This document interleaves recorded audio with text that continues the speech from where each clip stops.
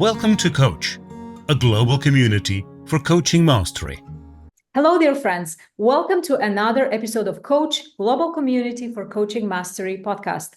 Today, we have a little bit of a different episode for you, and I am sure that you will find it super valuable. So if you are someone who is on the verge of starting to work with a professional coach, or you're curious about, maybe you've seen someone having an incredible transformation working with a coach, and now you're ready to start the search for your own transformation. And you have probably a million questions in your mind. How to find the best coach? Who is a professional coach? Who is not a professional coach? What to look for when hiring and working with a coach? What to expect? So if you have those million questions in your mind, this episode will answer most of your questions. I'm super excited. My name is Coach Leo. I am the co-founder of Coach, Global Community of Coaching Mastery. And today in this conversation, I am joined by two very valuable members of our global community. So first we have one of our founding members, Dr. Matthias Hombauer. And he is PhD to professional coach. And he guides leaders to achieve from inner peace.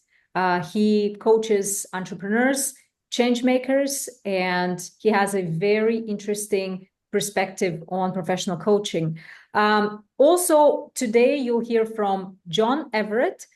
So John has a very interesting story from a director in a tech company to founder in the coaching industry. So he coaches tech professionals to maximize performance and become indispensable business assets. And he is the founder of Coaching Shoes. John and Matt, welcome.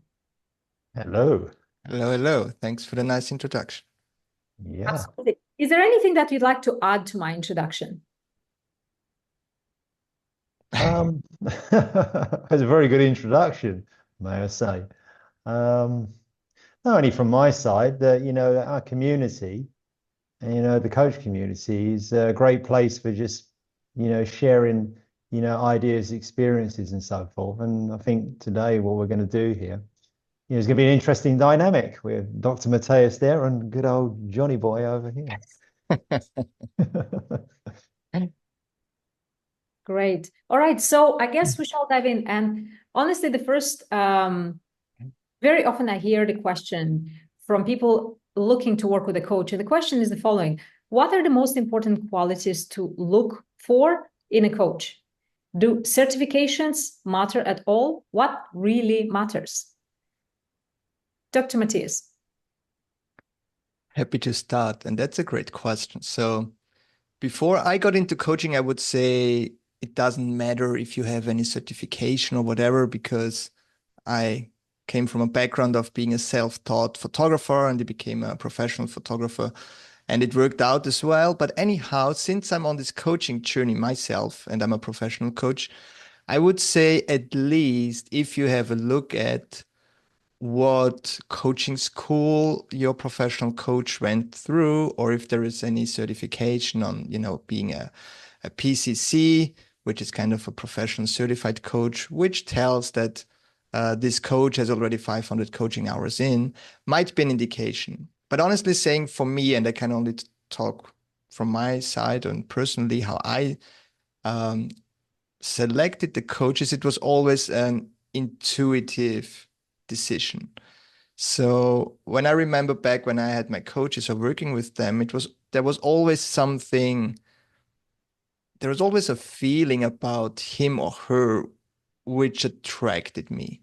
And so that was the first step. And then for sure, what you want to do is you want to catch up with the coach and have a conversation. And most likely it's a short conversation, but you get already the idea of, is this a match? And I think resonating with someone on a deeper level or on an energy level is much more telling you if this is the correct guy or girl or woman, instead of just seeing, oh, he has the most credentials, but I'm not matching with the energy. So yeah, I would say both, but I tend more to to listen to my heart than to the credentials.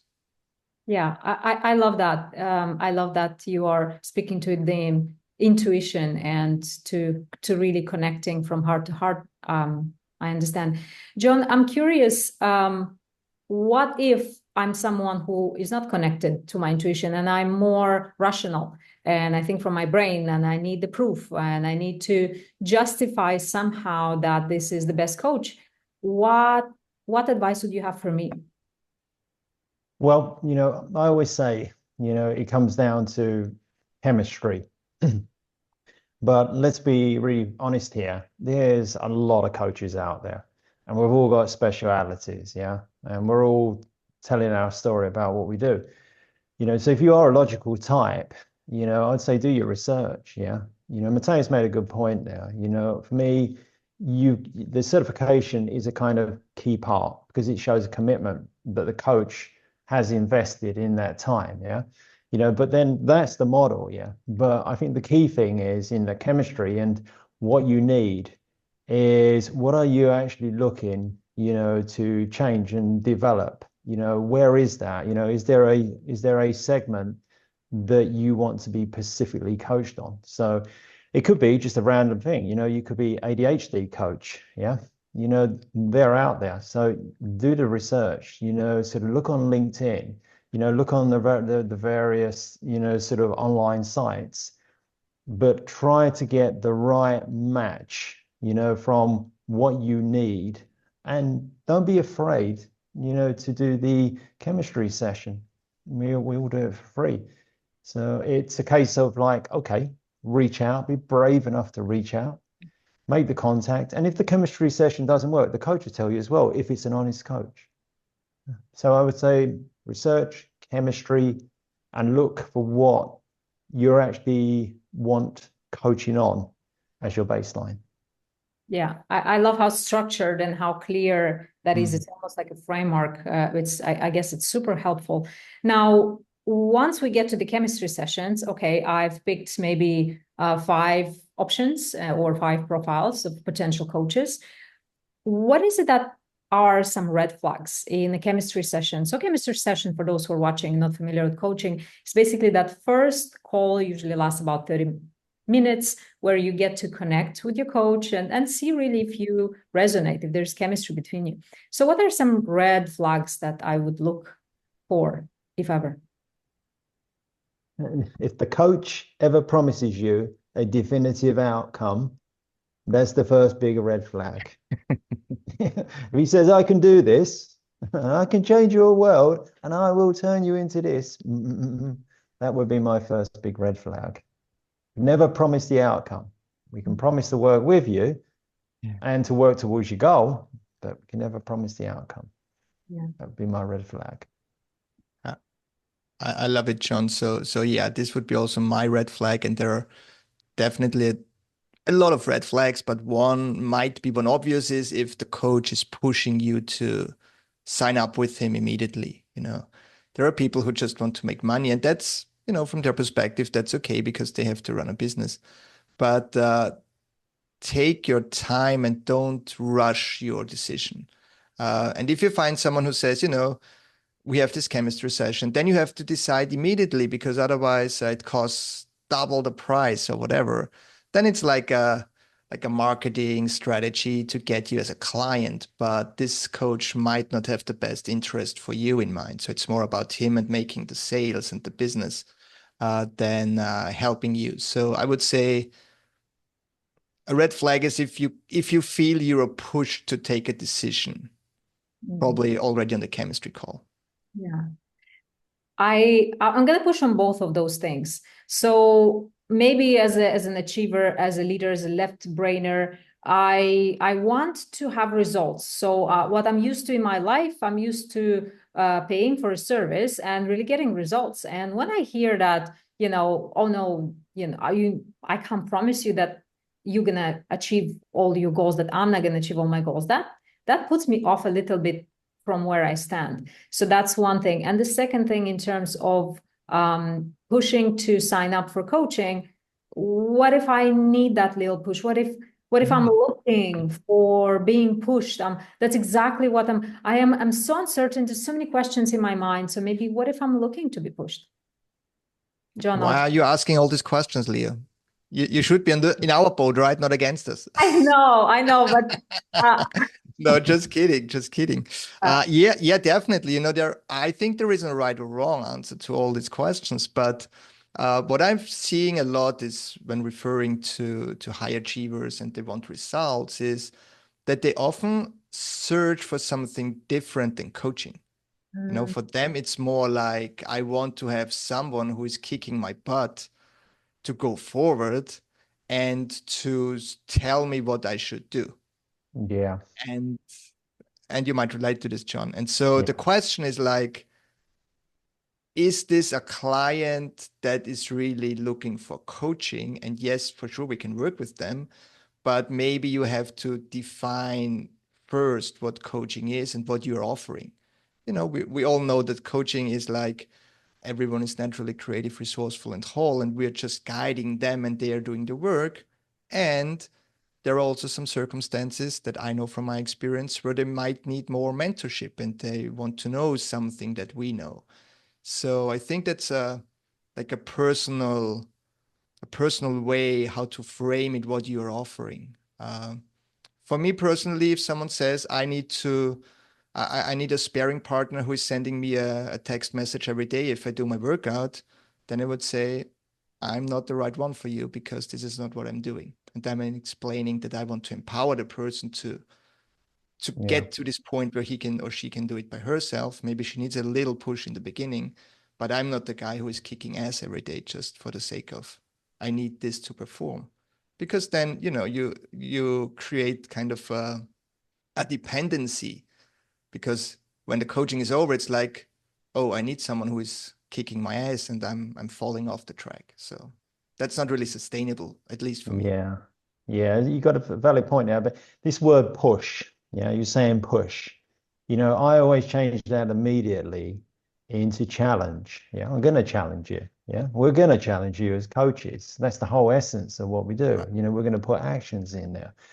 We're going to, make something move. But your point about, Leo, you're saying like the, sort of the target. I can't guarantee to get to the target. I want to get to it. What I'm doing from the moment I'm engaging is to have them realize that they think that maybe is their target, but it's actually really, is that the target? And what do they need? What do they, do they know what they need to get to where they're trying to go to? So that changes the discussion pretty quickly, when it's like, well, do you know what you need to get to that target? And most of the time, well, they have some kind of interpretation of it. So it's about reshaping. I mean, I'm not saying that we will always set goals. We will always look to have an aspiration. But the guarantee of getting there in the average coaching journey, that may not be the destination. It may be somewhere else. And it has to start with finding what that individual needs. Yeah, I absolutely love that. So takeaway is that do not trust your intuition and do not look for someone who you might become dependent on, because that's the very other side of what coaching really is. And second of all, I'll just add one more red flag in the chemistry session. If you come out of the chemistry session and you feel like the coach is more important, and you felt like the coach is an authority, and you felt, like the coach is more important than you, that's not a good match, and it's not going to be a good You're right. journey, because the coach is the guide and the hero of that story, of that coaching journey. It is you. And it's not that the coach needs to flatter you. It's not about that, but it's about you feeling empowered. So any point, at any touch point you have with your potential coach, you leave in any shape or form at this stage of chemistry empowered, with a little bit more belief in yourself and not in awe of the coach. So that's probably my 2 cents on that topic. Yeah, great insights so far. Honestly, I think that's super helpful. And if we move forward in the process and we say, right, I did find my coach, I think I made my decision, and if I start, so again, I'm thinking about this journey and I want to have an idea of what the coaching process is going to look like. Because often coaches say, well, let's see what shows up, because it's so personal, so individual. But there's any maybe a guideline or of what this journey looks like? I boiled that down into just four pieces, and I tried to stick to that because for me, in essence, the 4 parts, if they understand it, will work. So that is trust. You've got to build trust. Yeah. You know, at the very beginning, that connection. Yeah. Then we've got to create space, headspace. Yeah. You know, without headspace, you can't let anything in. You know, and then safety, security. You've got to regain your confidence. Only when you got them free can you go to movement, you know, when you start to plan. So I always just outline in the most simplistic way, them 4 steps. That's what we're going to work to, and that's my process. Now sometimes they will say that they will almost want more. Yeah, and then I will drop, okay, I specialize here. But in essence, they're the 4 steps. That's where we're going to go, and that's what we're going to work on. Yeah, sounds very clear. Thank you, John. What about you? I love this approach, John, and I'm doing it similarly. You know, in the coactive world, it's called designing the alliance, really making clear that that's a safe space. You know, people can build trust with me and they can be open and honest, because, you know, coaching is kind of a really intimate thing to do, especially with someone online. I'm doing only online things with a stranger because they don't know me. And so they open up. And so I think the safe space is really, really where it's at. And then, as you said, John, people often want to know, you know, what's the path or what's the journey. And I'm still experimenting with it. So I started with kind of a program. So it's not that I have a clear structure that it's module 1, 2, 3 or so, but it's more like really listening what they want to get out of it, you know. And if someone says, I'm a people pleaser. And I know this because this is what I found out, and I want to change this. Then the topic that I want to work with this client is definitely on people pleasing. So it's not like that's a framework that fits for everyone. I'm working with ABC, but it's more like an individual approach to say, okay, what are the topics, what I'm hearing, and this is a starting point. And what always comes up so far is there are a couple of other things and patterns and limiting beliefs that might not be on the plate in the beginning, but along the journey, you will also tackle them, and all for the good to reach the goals. Maybe it's to find another job. Maybe it's to achieve with joy. And so I have a really individualistic approach, so to speak, or individual approach, but often people want to see like a structure to, I don't know, maybe it's to feel more safe in, okay, I'm investing in a program, there is a structure, and it's not like, I don't even know what it is. I just have an open space. You know, it's kind of scary. So I'm still experimenting what's the best approach. Yes, Yeah. so true. Investing in something that is not clear, is not structured, is not predictable. And if you are looking for predictable, do not sign up for coaching, because coaching is to uncover what is it that you are blind to, oblivious to, automatic behaviors, frameworks, tracks that you've been walking in round and round and round your entire life. So if you're looking for predictable, that is not your journey, because coaching is going to take you outside of the track, maybe outside of the planet where the tracks exist, and really take you into the universe of your full potential, whatever that looks like. And no matter how cheesy that sounds like, I stand by it 100%. It's a good point. I mean, one of the things that I run into a lot, and I actually did it myself, right, when I was back in my old Dell days, is when people start looking at us as coaches, I think a lot of them are not sure what they're actually getting. Are we like a therapist? Are we a coach? Are we a consultant? Are we a mentor? they're all really, really different. Yeah. Like therapy. And the irony of the therapy thing is a huge, great waiting list for therapy now. Understandable, very specialized. But coaching, sort of fits, in a place where it can take a lot of the issues that some people want to address, where they think they need to go to therapy, but they can go to coaching. Yeah. And I think that's a really relevant, discussion, because the coach is the now and the future. Yeah. And about the discovery, the therapy is in the past and going deeper, and your consultant is, well, you're going to do this, you're going to do that. Yeah. And the mentor's like, give me a big hug. I'm going to look after you. You're going to be all right. Yeah. But that coaching space, I think that's just being aware of what you're getting, what you're engaging into, as to when you work with a coach is a very important thing, to have a clear view of who you're working with. And what I'm also often see is, people, I just had a call a couple of days ago with a CEO from a company, and his perspective was like, I want to work with someone who was in my shoes. So it's like, have you been a CEO and were you leading hundreds of people? No, but that's not my job as a coach. And so I think that might be also being the educational part that we need to bring to our clients or prospect clients, to really say, what is it, what we are doing, and what I'm seeing often is also on the coaching platforms. If you go there as a coach, it's like, do you have 10 years leadership in a big company? And this is, then they hire you as a coach. And it's more like, for me at least, it sounds like more consulting work than coaching.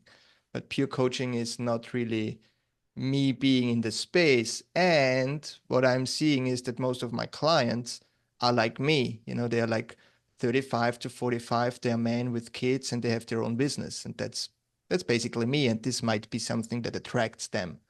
But I think it's really important also to be clear, as you said, John, what the coach is offering and what you get yourself into as a client. Do you need someone who is working on a business plan with you? Then maybe coaching is not the right thing. Maybe it's more a consultant thing. Or is it more about, you want to know more about the past and whatever? Then it might be more therapy, right? And so I think coaching is, as you said, in between, and it doesn't make it easier for coaches, I think, to really say, like, where is the space? Because sometimes it's just overlapping with consulting and therapy, at least how I got it. Yeah. Yeah, absolutely. Totally resonates. And I just lost my train of thought. But there are new studies coming out.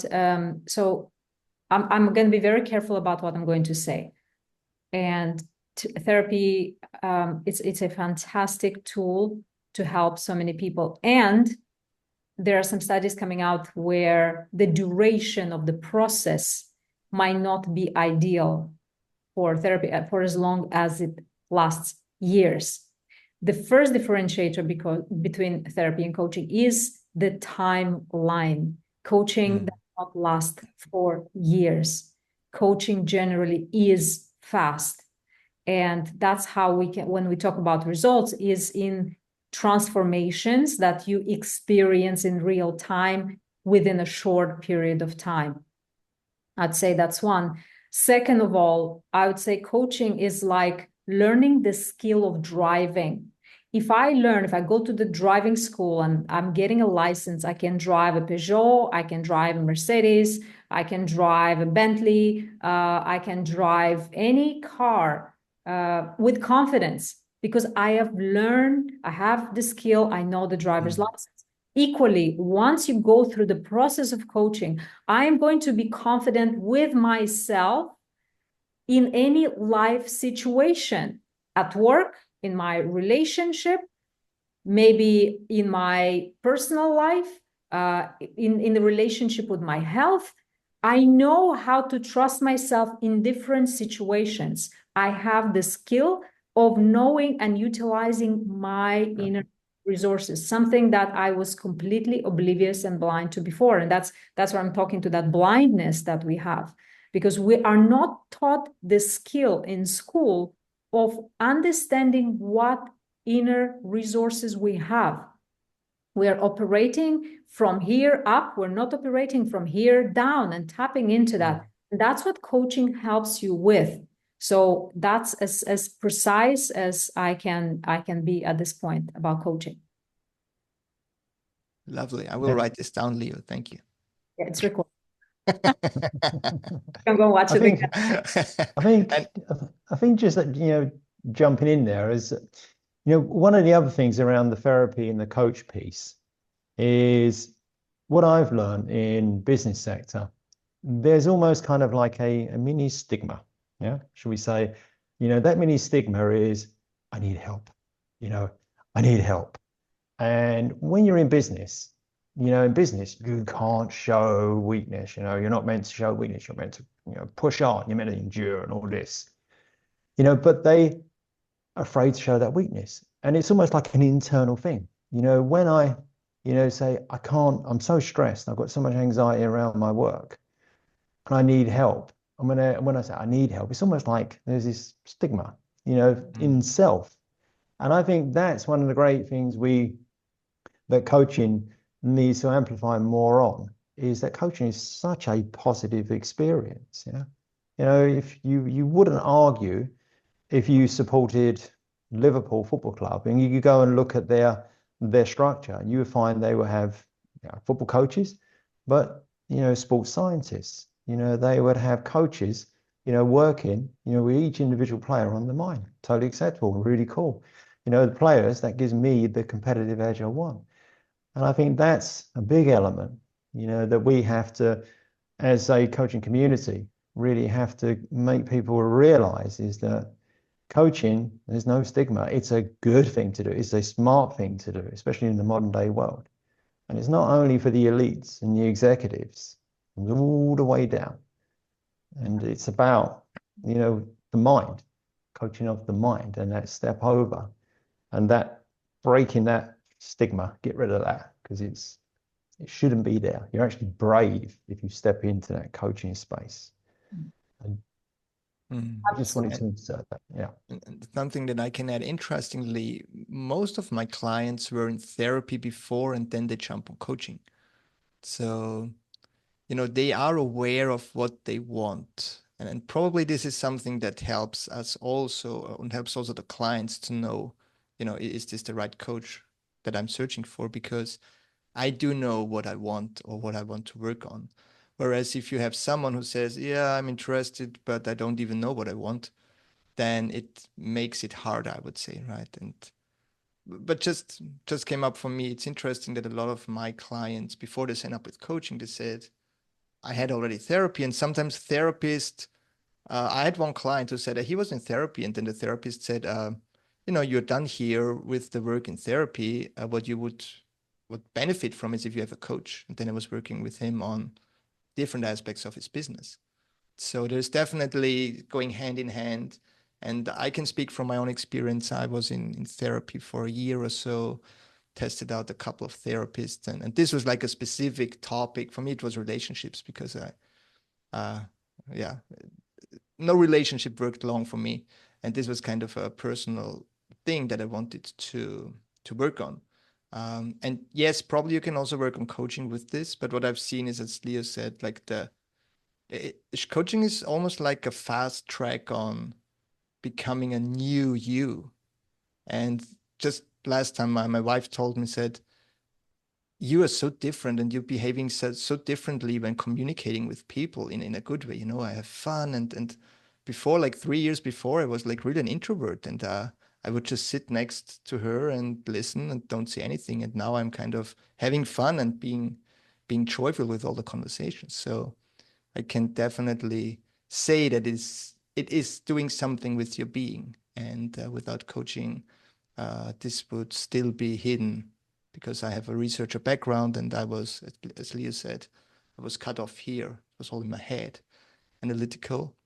And now it's so more colorful, I would say. That's a beautiful way to put it. I think there's so much to be said on this topic, and probably be even an interesting conversation to have together with a therapist and see what the differences are. So we have that debate, that conversation, so people are more educated, informed. Could I just put one extra point in there? What Matthias is actually saying is really relevant here as well. I work with a lot of clients that actually work in conjunction. So they're working with me and with the therapist at the same time, and that's totally okay. I think it's a really important point. You don't just need the therapist, or the coach. They coexist. Yeah, beautiful. Yeah, absolutely. Now, let's say I have decided, I started my coaching journey, and I'm worried that I won't make it, I won't make the most out of the journey. So are there any tips or things that I need to prepare in terms of me as the client to really reap the benefits of a coaching journey? I think Matthias said a really good thing at the start, the coactive way of designing the alliance. And when you design your alliance, I always kind of go back into techie talk, like it's the data about the data, but it's like the rules of the game, it's like, what are we going to bring in, to get the most out of this? And I find that really, really important, because sometimes you can skip over too quickly over the design and alliance, because they already think you're jumping into coaching. It's like, no, we're just creating what you need. Could it be that you need to, have like an upbeat energy, or you just need to have like a glass of water next to you? It could be like, but you create them rules at the start, but that you don't just put them in stone. You come back to that alliance as you move through the coaching journey. Because normally it's going to take you about 12 sessions, so that's about 6 months if you do it bi-weekly. And they're returning to the alliance and not being afraid, to say, well, maybe that's, I could get more out of this. Can I add this in? So for me, the alliance is crucial at all the stages of the coaching journey. Beautiful. Thank you. Yeah, I like the idea of being flexible with the alliance. This is also what I'm saying to my clients. Nothing is set in stone, but just, get starting. What do we need here to create a safe space? And then let's move from there. What I have found is, as you said, John, for me, it's also like 12 sessions, like 6 months bi-weekly.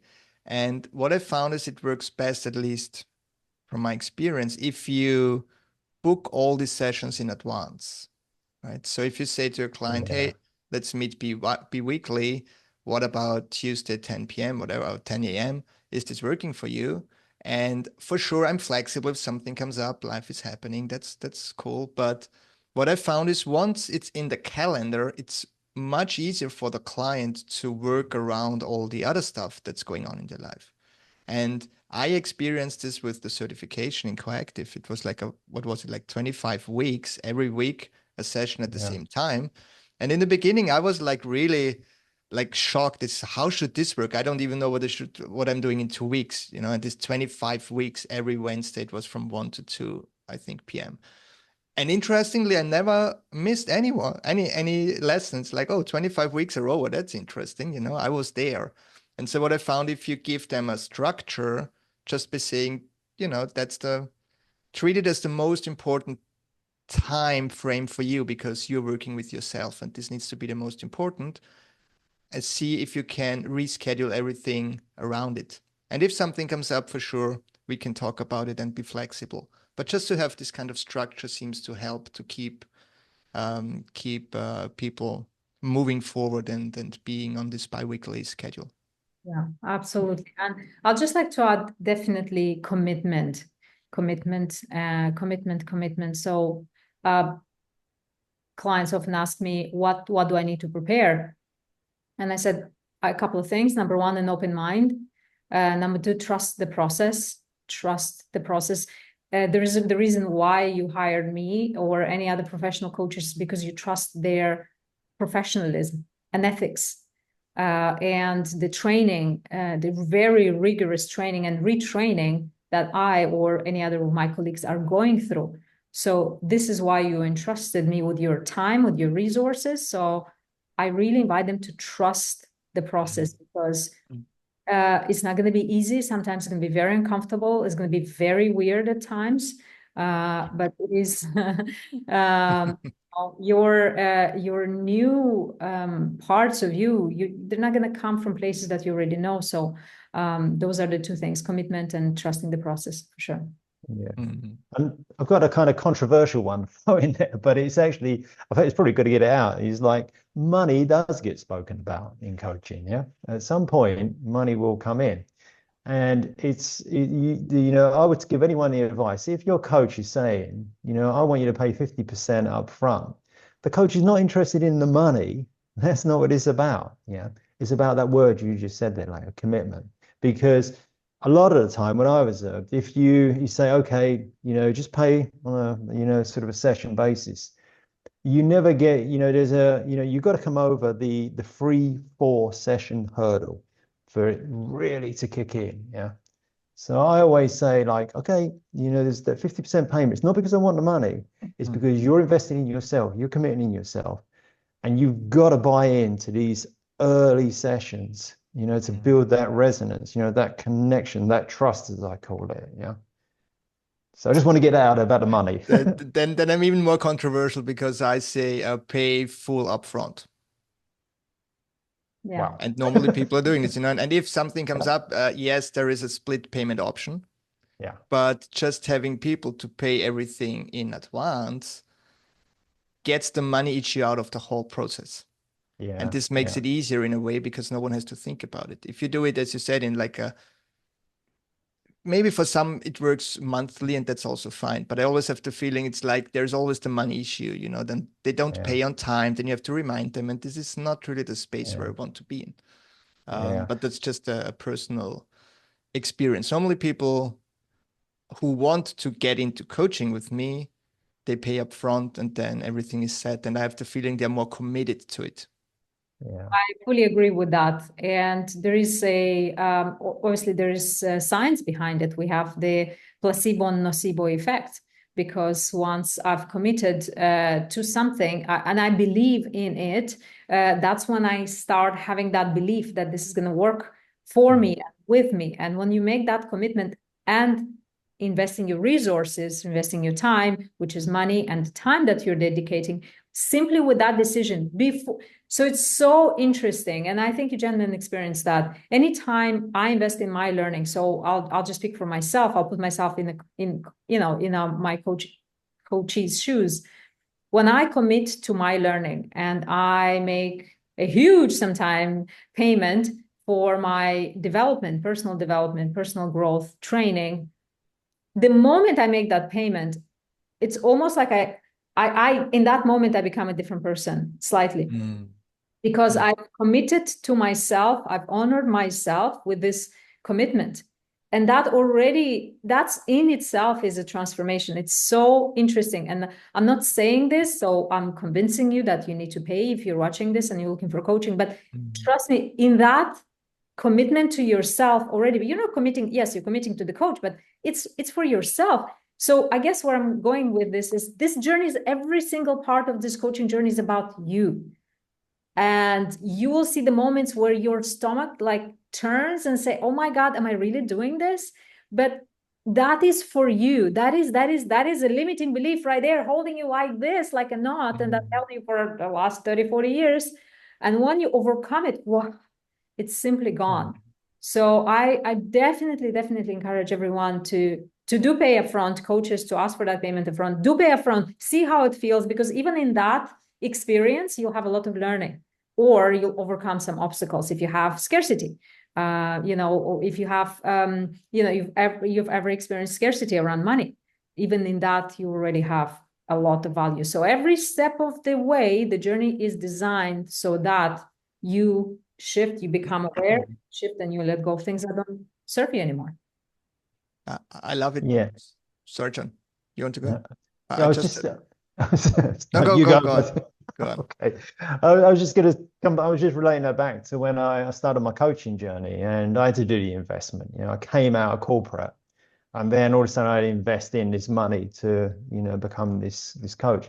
And it wasn't actually till I actually did do the down payment, then I felt like I was fully engaged. I was like, yeah, now it's game on. You know, I've chosen a different direction and I'm fully invested in this. So you're correct in what you're saying now. It's very true. Mm. And for me, I invested also, like, what was it, 5K for one of my coaches upfront, paying upfront, and I never missed a session. It's like, okay, now I'm invested. Um, Yeah. I better do it. And just a short story that really resonates with me. There is the ultimate coach, Steve Hardison, for some of you who know him. Otherwise, check him out, Steve Hardison. And he's like, he's the ultimate coach, so to speak. And if you want to work with him, it's $200,000 a year, and you have to fly into Arizona, whatever. It's his thing, right? But there is a book out there, and one of the stories from clients, which was really interesting, because he said, I had to invest this 200,000 to start working with him, and the journey from being where I am at the present and getting the 200K to get started was such a great learning journey that he said, even though Steve Hardison would die and they would never have any session, it would be worth it. And this is exactly what you said, Leo. It's like, if I have to think out of the box just to get the money, then there is a lot of, your beliefs, what money is, and your fears about money.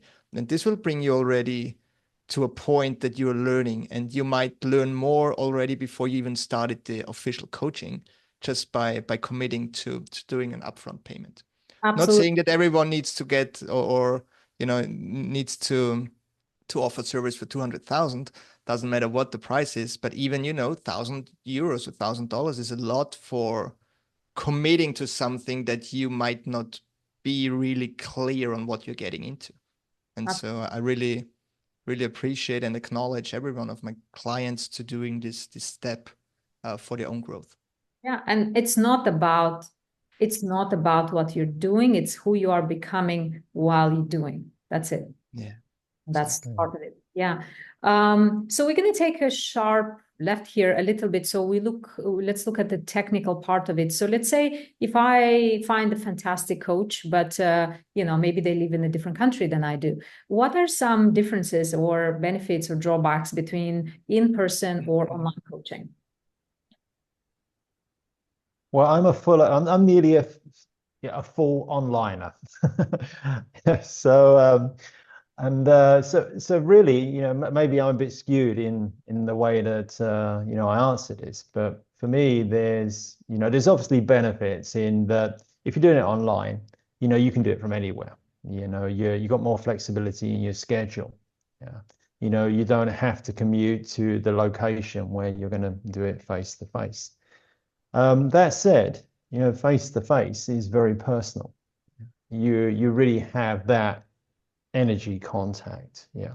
Where you sit with someone.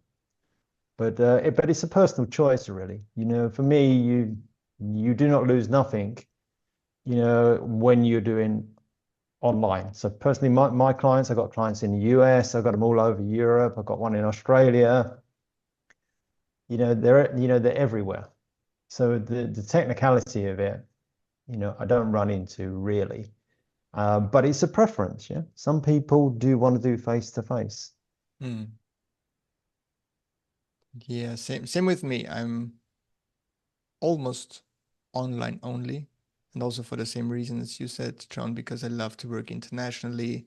My clients are all over the world, and for me as a coach, it gives me the flexibility to do the work and value or acknowledge my values. And one of my values is family, and I do have 2 kids. Mia is 8 and Noah is 5.5. And so how I'm building my business around my family is that I'm just working on working hours when my kids are at school or kindergarten, and once they're home, I can be with them. And so this is one thing. It's for me as a coach, it's more flexible, and I also love to work internationally. So I would limit myself to be in a German-speaking city like Vienna. And not that there are no other coaches that are doing this and that are successful, but for me personally, it's more like because this is how I love it. And I would also say there, at least from my experience, there is nothing that you lose. Yes, one-on-one, in person, you might hug your client that you can't really do. You can do a virtual hug or something. But otherwise, I also experimented with just audio only, and this is also working. And my former coach said, he's in this game for over 20 years, and he said back then there was just a phone line, and that's it. You have a phone call, you don't need video. Now with Zoom, it's great, and I tend to do more of it, but I also ask my clients. And interestingly, here some clients say, I'm feeling alone if I don't see you, so please do video. And others say, I'm feeling more safe by not being on video and being by myself, and talking through these topics that I'm having or issues. And so for me, it's really about what the client needs and wants, but I wouldn't say you will lose anything.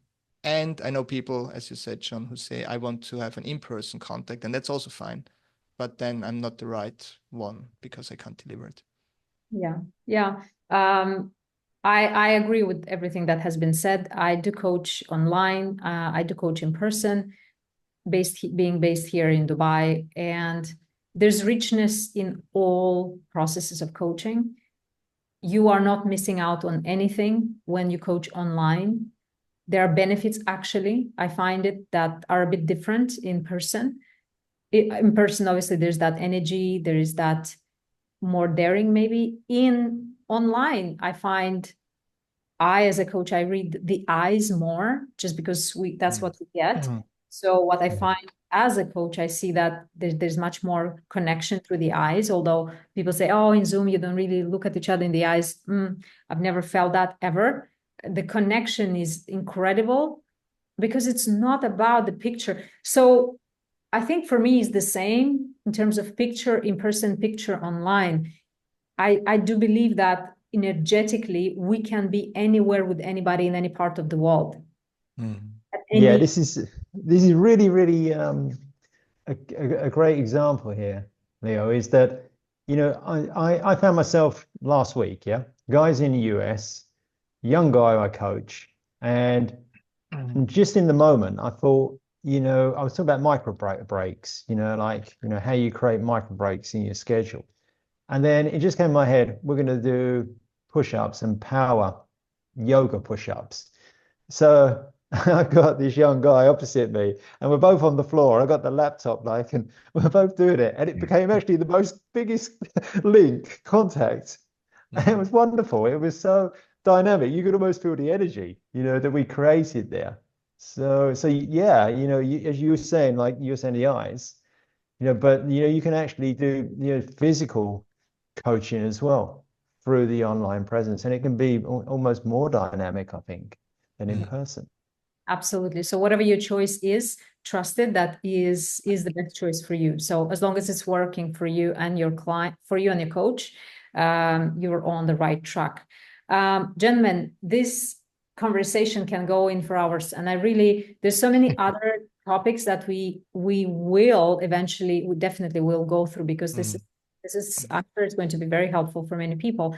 Now, just considering the time frame, we need to close. And the final question would be, and let's say we're not going to close on the end of the coaching journey, just because we're not there just yet, and we'll keep exploring. So how can someone evaluate that I am on the right path as I am on this coaching journey? So let's say I am mid coaching journey, and I feel like I'm changing, but some days I feel like I'm changing, some days I feel like I'm not changing. How can I be sure, or some cues that I can have, that I am on the right path? You want to go first, Matthias, or shall I? Yeah, it's a too hard question for me, so I will pick on you then, John. Measurement. It's really important to find your measurement. You're going to create your goals. And it's really important to keep the macro goal down. That you see it. But as you build your plan, you're going to build out, maybe 8 different topics. But you got to measure where you are on that journey. And so I always use the magic 1 to 10. In coaching, there are favorite numbers, 1 to 10. And where are you? Unsatisfied, satisfied. But continuously coming back, to where are you? So on these defined topics, throughout the coaching. And if it is like I'm a 4, it's like, well, then what would a 7 look like? And what would you need to achieve it? So it's really bringing them back to the now, where they are in the now, and then being able to picture what they need to do to go to in the future. So measurement is really the key thing for me. 1 to 10, favorite numbers. Great. Wow, that really gives a solid again framework on how can I check in with the process. Great. Thank you, John.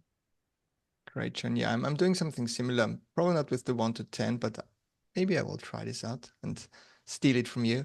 What I'm doing also, like in the beginning, in the first session, discovery session, to say, okay, what are your goals? 3, 4 goals, at least that we have a direction where to go.